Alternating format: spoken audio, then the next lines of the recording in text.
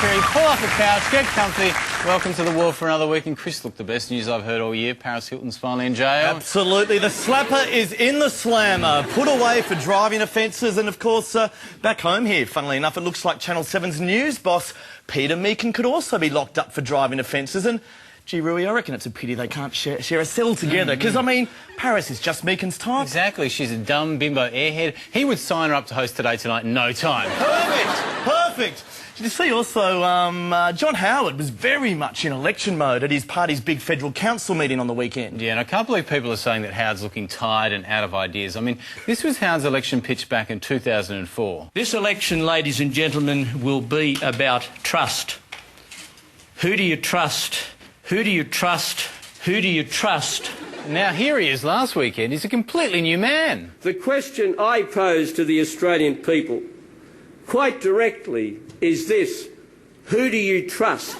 Who do you trust? What a reinvention. He's so good. So See what he's done there? He's a new man. He's a vision. Genius. Did you see he's also tightened up our immigration laws too this week? So you're not allowed into our country now if you've got leprosy or HIV, which means Australia is now officially harder to get into than that gay pub in Melbourne. Yeah, the Peel Hotel in Collingwood. Look, it's been a big scandal. This is the pub that has banned heterosexuals, and apparently they enforce it pretty hard. Oh, they police it very strongly, I've heard. The doormen there have an incredible gaydar, which makes them very useful when it comes to settling debates about people's sexuality. Exactly. I mean, if you can get into the Peel, then you must be gay. So what better place to get a definitive ruling on someone whose sexuality has been controversial for many years? Can I get in? I have a handbag. Hello. The other side, the other side. Yeah. Oh, but it's the purple one. The purple one's gay.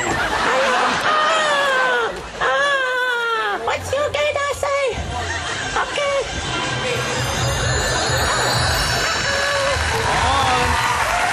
There's the proof. Tinky Winky's a homo. Case closed. Exactly. That is big news. And you know where that would be big news is in Poland. Because they've been in a lather recently about Tinky Winky. They were think he's corrupting young children. They were going to actually ban him. I know. I've never really thought of Poland as homophobic, except for the former Pope, of course. But to test Poland's homophobia, I think, Craig, it's time we paid another visit to our old friends at the Polish Club. Just for old time's sake, people. I mean, come on. They were quite cool about Adolf Hitler. Let's see how they go with a homosexual purple blob. Polish Club. Yay! I want some big Poles. Hello. Hi. Hello. Can I have a cocksucking cowboy? I don't have nothing. Sorry, mate. What else do you want? No, I don't touch women. Hello, big boy. Help me. Help me.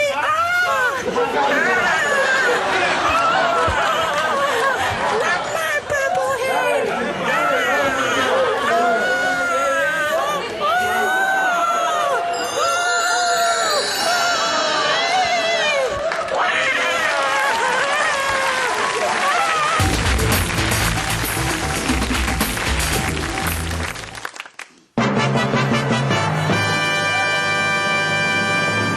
Another question. Yes, thank you. I'd just like to ask you 10 questions, Sophia. 10 questions. Sophia, first, you've been described as Italy's answer to Rowena Wallace. Is that fair? To what? Second, you're an actress from the Mediterranean, No. so why have you never worked with Nick Giannopoulos speak before? slowly. Don't interrupt. I haven't finished. Third, do you think your topless scenes in Two Nights with Cleopatra are to blame for global warming? Fourth, is there any truth to rumours you failed the screen test for the role of Frodo Baggins? Fifth, some say you had a fling with Cary Grant. Would you consider one with George Negus? Sixth, be honest, is that you doing the voice of Cartman in South Park? Seventh, it looks like you're trying to write a letter. Would you like some help? Eighth, would you be my new girlfriend? The Veronicas are starting to annoy me. Ninth, who let the dogs out? Ruff, ruff, ruff. And 10th, this is something that we all secretly wonder, as the world's most refined actress, do you ever fart? Now, out the door. Okay, this way. Excuse me. Oh my God, how terrible person he was. And in that film you were directed by... Silly. Well, it seems that these days everyone's coming up with their own plans to combat climate change. First, George Bush came up with a new one last week. It's a two-step plan. One, drill more oil, then retire. Yeah, and this week China came up with their own plan, and didn't that raise a few eyebrows? Well, not really. Yeah, didn't you watch the news on Monday night? It raised heaps of eyebrows. The Chinese government stressed today that developing countries like itself should not have the same energy restrictions as developed countries. In fact, China has called for the first world to shoulder even more of the burden on climate change, especially when it comes to the distribution of high-tech green energy equipment. And then on the weekend, John Howard revealed his own climate change plan. Yeah, now his plan involves setting no greenhouse targets. In fact, the only environmental target he's set is this one.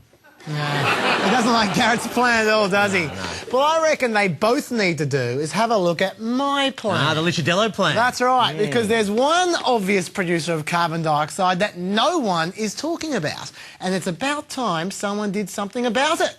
Do you know what the greatest cause of global warming in the world is? Assuming pollution emissions. Yeah, us breathing out. Right. That's why we've invented environmental breathing. Do you realise that if you breathe as little as 0 times per minute, you would create 2,000 trees a year, in effect? Oh, really? Isn't that amazing? We'll just get you to try some environmental breathing. Breathe in. Go. That's 20 seconds. Can you feel the effect you're having on the environment? It's amazing. It's so simple. Just keep it in.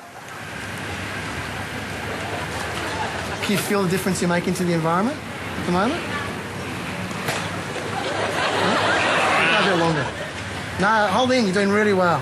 A minute 10. You feeling good? Go breathe. Do you think you could do that for the rest of your life? Well, I wouldn't do it every day, no.